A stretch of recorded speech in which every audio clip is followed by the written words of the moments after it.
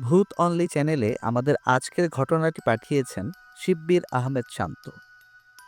চলুন তার জবানিতেই ঘটনাটি শোনা যাক। 2017 বা 18 এর দিকের ঘটনা। ময়মনসিংহের গফরগাঁও থানার একটি প্রত্যন্ত গ্রাম। গত 6-7 বছরে গ্রামটিতে কিছুটা উন্নতির ছোঁয়া লেগেছে। গ্রামের কিছু জায়গায় রাতের বেলায় কারেন্ট থাকলেও বাকি জায়গাটুকু থাকে রাতের ঘুটঘুটে অন্ধকারে। আর কারেন্ট না থাকলে তো কথাই নেই, পুরো গ্রামটাই যেন ডুবে থাকে নিকষ আঁধারে। যাক, ঘটনায় আসি। তখন গরমের মৌসুম ছিল, প্রচুর সাপের উৎপাত ছিল। একদিন 4-5 জনের এক সাপুড়ে দল গ্রামে সাপ ধরতে আসে।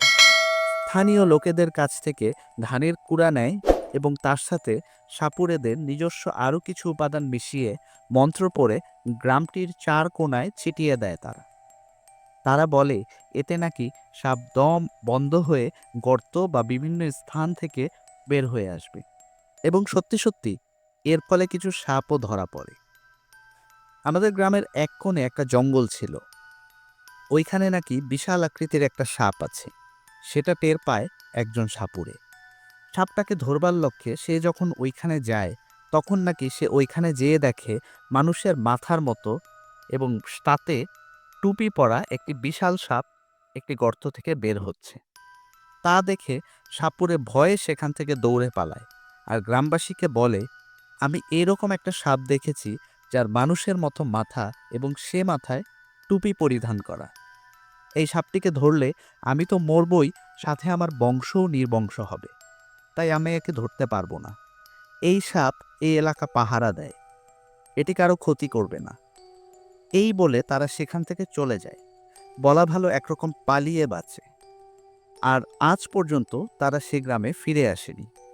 ঘটনাটা গ্রামের অনেকেই জানেন এবং সাপটিকেও অনেকে দেখেছে বলে দাবি করে। এই সাপ আসলেই সাপ নাকি জিন তা কারোই জানা নেই। দর্শক, ভূত অনলি চ্যানেলের পরের গল্পটিও শিব্বির আহমেদ শান্তর পাঠানো। চলুন তার জবানিতেই ঘটনাটি শোনা যাক। আমি আমার গ্রামের আরেকটি সত্য ঘটনা আপনাদের কাছে শেয়ার করছি। তো কথা না বাড়িয়ে ঘটনায় চলে যাই। যার মুখ থেকে শোনা তার মতো করেই বলছি। আমাদের গ্রামে একটা জায়গা আছে যার নাম কালীবাজার। এই বছরেই অর্থাৎ 2025-এর জানুয়ারির 5 তারিখ সেখানে একটি গানের অনুষ্ঠানে গিয়েছিলাম আমি সহ আমার 4 বন্ধু।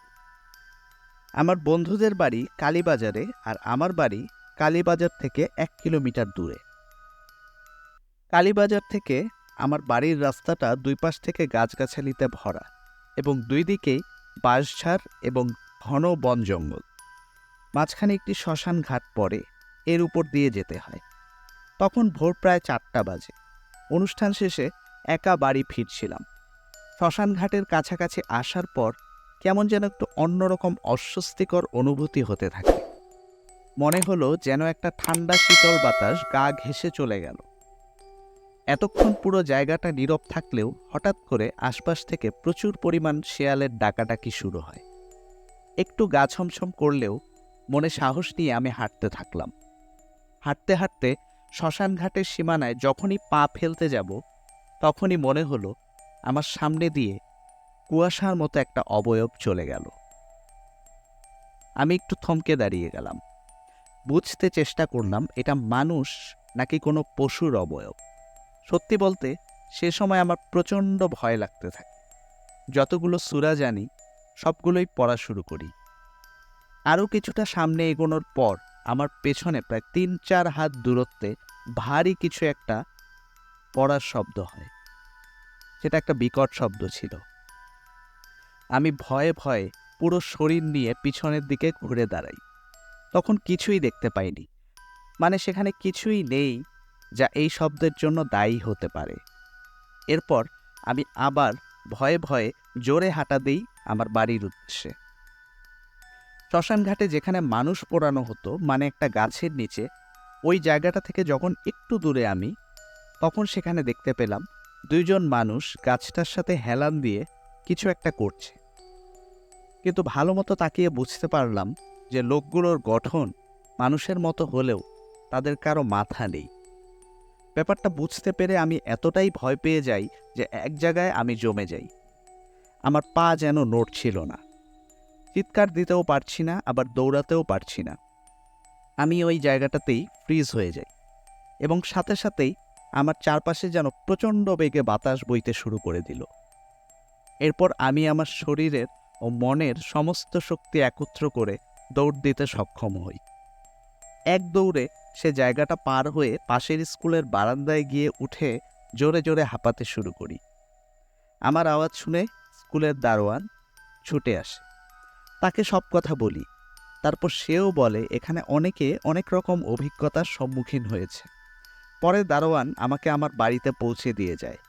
উল্লেখ্য, যদি কারো বিশ্বাস করতে দ্বিধা হয় তাহলে এসে জায়গাটার এক্সপেরিয়েন্স নিয়ে যেতে পারেন, কিন্তু সেটা অবশ্যই নিজের রিস্কে।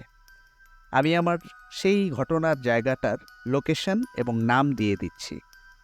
জায়গার নাম হচ্ছে কালীবাড়ি শ্মশানঘাট বা কালীবাজার গাবগাছতলা, ব্রাহ্মণখালী বটতলা বাজার, টাঙ্গাব, গফরগাঁও, ময়মনসিংহ।